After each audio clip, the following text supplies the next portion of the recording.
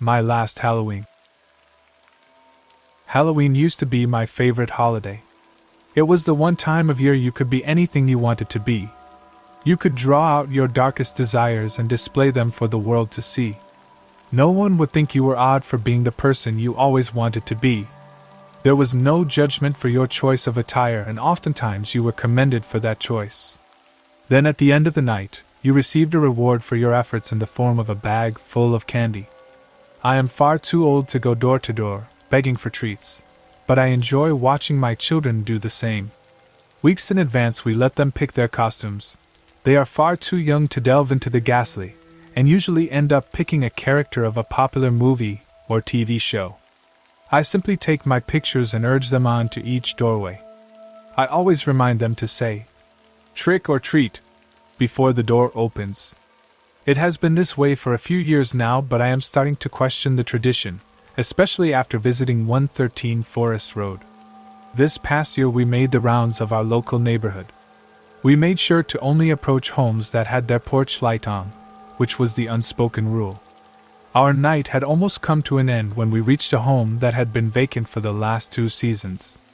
It was the largest within our neighborhood, towering at 2 stories when all others only had 1 level. It was a large, brick Victorian monstrosity that may have once been beautiful, but the landscape had long needed work. It was the house most kids made stories about, and when we saw the dim glow of that yellow bulb, I was unsure of letting my children approach. My oldest begged to ring the doorbell, and my youngest simply wanted more candy. I was outnumbered and relented at their pleas. My wife sat within the idling vehicle while I followed close behind. The 2 made their way up the steps and I waited at the bottom. Like always, I reminded them of what to say. My oldest son held his brother's hand and pressed the lighted button. Ringing, much like church bells, echoed from within the house for a moment, before returning to silence. After a few seconds, they turned to me with questioning looks. I had noticed a moving truck parked outside the home earlier in the month, and knew someone must live there, but I had not seen them. There was no car in the driveway, and I did not see any lights on inside. I started to think they were simply gone and left the light on in case it was dark by the time they returned. I waved to my children to come back to the car and told them we would just head home. The look of disappointment on their faces told me they were not ready to end the night just yet. Their faces lit up as the door creaked to life and a voice beckoned them to wait. "Trick or treat!" They both screamed with excitement. A feeling rolled in me like thunder, and a signal of danger rang in my head. Something was not right. If they were home all this time, where was the car I had seen sitting the driveway the last few weeks? I instinctively advanced on my 2 children, taking the steps in leaps. A feeling inside told me they should not go toward that voice, and I called for them to stop as they turned toward the door. I choose both. The voice seemed strained, like that of a lifetime smoker. 2 ragged hands shot from the parted pathway and drew both of my little boys inside. Their screams echoed in my head. My adrenaline shot me forward, but my body slammed against the closing door. I pounded repeatedly, screaming obscenities of every nature. My body shook violently as my world became a spiral of despair. The whole scene drew the attention of my wife, and soon she was right behind me. In an effort to find the entry, I took a step back, lifted my right foot, and dropped it full force into the hardwood. The door frame shattered, allowing the barrier to fly freely into the darkness. I cried out in terror for my little boys as I rushed through each room. My entire reason for living had been snatched up in an instant, and I had been too late to stop it. When the house had been searched completely with no results, my wife phoned the authorities through wails of agony. We both held each other until sirens lit up our tiny neighborhood. It has been a year now, and we still have no answer as to what happened to our children. My wife distanced herself from me, and I am sure she blames me for what happened. I don't fault her for that. I blame myself as well. If I had not let them go to that door or listened to my feelings sooner, they would both still be here. Halloween is no longer a time of fun for us, but a reminder of our mistakes. I don't even leave my house on that night, and even the sight of a pumpkin makes tears stream down my face. The drive home from work is especially hard, witnessing the houses that decorate for the occasion. I am almost in a panic before I close myself within the safety of my home. Please, if you read this, don't let your kids visit 113 Forest Road on Halloween.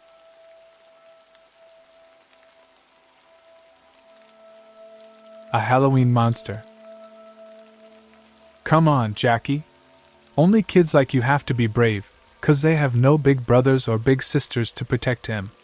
Daddy's words repeated in my head, and I swallowed before trying again. My feet shook as they made their way up the creaky wooden steps.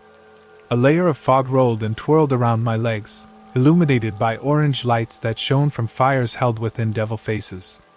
One step howled loudly, catching me off guard and forcing me to hurry back down to the safety of the stone path below. Though it wasn't too much better down here, there were wispy skeletons moving about, and when one reached for me, I was hurried back onto the steps. This time, my climb was greeted by a door opening. There was no bright, welcoming light that rushed to escape into the night. Rather, only tiny little bulbs of purple and green and orange shone within the darkness, and nothing more. Only when the shadow hurried forth did I scream and stumble back yet again, my suspense broken by the approaching figure. "Well, hello there," the creature spoke. My lip quivered and I was unable to respond. Its pale white face shook me deeply, standing out entirely on its own from the large black cloak it wore. "What do you say?" "TTT," was all I could muster before running from the house. A pair of arms interrupted my escape, quickly grabbing my fairy princess dress and hoisting me upwards. "Oh, there, Jacqueline," Uncle Hugh whispered, rubbing my back slowly as I cried out. Tears ran down my frightened face for the millionth time tonight, ruining any remaining makeup Mommy had put on. Uncle Hugh then did something that made me freeze up in terror. He called out to the monster. "Do you think you could come out here?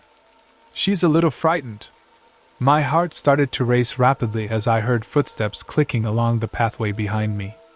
I thrust my eyes into my uncle's shoulder, trying to hide from the beast, but when he told me to look, I was turned around to meet it once more. My cries echoed through the neighborhood once again as the monster laughed, its pearly white fangs matching perfectly with its face. "Oh, I'm sorry, dear why. Here, have some extra for being such a brave girl." The monster then stretched out the opening of my bag and dumped in 2 big chocolate bars and a bag of chips. "What do you say, Jackie?" Uncle Hugh asked. "TH, thank you," I mumbled before hiding my face again. I knew the candy was free, but having to approach these terrifying monsters to get it was just too much. At least there were only a few houses left. Uncle Hugh set me down beside the car and opened the door for me to get in. Daddy was still sleeping in the back seat. I couldn't wait to show him all the candy I'd gotten when he woke up. Uncle Hugh told me not to disturb him right now though, or else he might get angry. After I was buckled in and the car started to move, I began thinking about what Daddy had told me about being brave. It seemed odd now, considering how Uncle Hugh was here taking me out trick-or-treating. After all, I always thought Daddy taught me that phrase because he was an only child too. Halloween 2.0. Hannah pressed the button of her digital recorder. New World Podcast number 1. October 31st. She shook her head and cleared her throat. Happy Halloween, my new listeners. I started this podcast to let others know you can survive. We are here. And you can find us.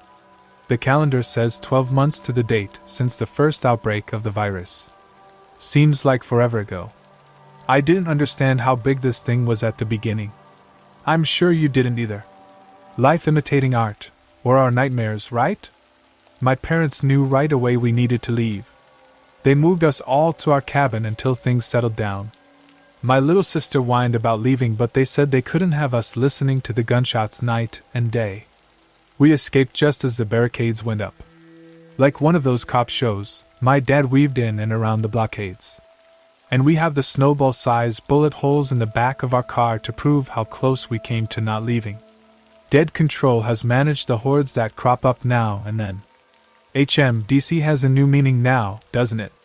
Not to be confused with the old center of government. But around here, We haven't seen a horde in 2 weeks and DC has done a darn good job no matter what the conspiracy theorists say. Hannah covered the kitchen floor in newspaper and placed everything else on top. Halloween seems to have changed its meaning too. One ritual is still popular though. It goes back hundreds of years and the first part still makes my stomach churn, opening the top and scooping the slimy inside out. It has to be cleaned out well or it starts to smell quickly. The pile grew on the newspaper. Hannah's dog found it interesting. "Get lost, Jasper. It will make you sick," she continued. After 10 months we returned home. Home is odd somehow, out of place. Change takes getting used to. My school holds classes as usual and stores are open for business. I don't know about where you are. If DC spots a pack of wandering dead, our school goes into lockdown until they pass. Or if there's enough time, we're dismissed. Home is safer. Stores rolled down their gates and waited out. We made adjustments. And finally, we feel safe letting our guard down just for a bit to have some fun and celebrate. Like we used to. Hannah took her sharpie and drew a design. As you've guessed, I'm talking while I'm carving, so bear with me, listeners. This one's tougher than I expected. I gotta work with what I have and this one limits my options for creativity. Right now, I'm carving the eyes. I love doing the eyes, they're the most expressive. Round and hollow, now the nose, and the triangle is easy enough. She wiped off the knife and decided what to do with the mouth. The teeth are a cinch but tedious, and she cut and carved as she recorded. In ancient times, I was told this ritual would keep away the evil spirits. Now it just keeps away evil. What else has changed? Oh, if someone dies at home, the procedure is to call DC hotline or fill out the request for pickup form online. They take care of the disposal and a remembrance service is held at the house. But our neighbor's wife died and her husband, who shall remain nameless for security reasons, didn't call. We found out because we heard the growling and snarling from his basement window. My dad said he wouldn't call as long as he kept the chains in good order. This neighbor had a pit bull when we were little. Before. My dad said the same thing about the pit bull. You can email me and tell me and other listeners what your procedures are. That's if your infrastructure is up. Hannah notched the top as a vent for the candle. She twisted and twisted the top so that it sat on the bottom like a puzzle piece. Trick or treating. Now that was fun. Free candy, dressing up as superheroes. It's too dangerous now to go out. Not so much because of the hordes. It's more because of the lone, missed strays. People have house parties instead. You're one of the lucky ones to be invited. Social outcasting hasn't gone away. Some things haven't changed. Our family was intact when we returned from the cabin. Many families weren't so fortunate, and now whispers that we had some kind of secret cure or unfair immunity keeps us from being included. We just left before it got to us. And no magic there. Hannah rolled up the newspaper and admired her work. I'm done. Not bad, kiddies. I'll post a picture when it's sitting in front of my house. When the candle is inside, it will glow on our porch and remind others of Halloween's new meaning. Hannah clicked the recorder just as her sister Tasha entered the kitchen. Hey, nice! Particularly gruesome this year, Hannah. Hannah smiled and nodded. I have to agree. Tasha struggled with a large, orange pumpkin as big as her own head.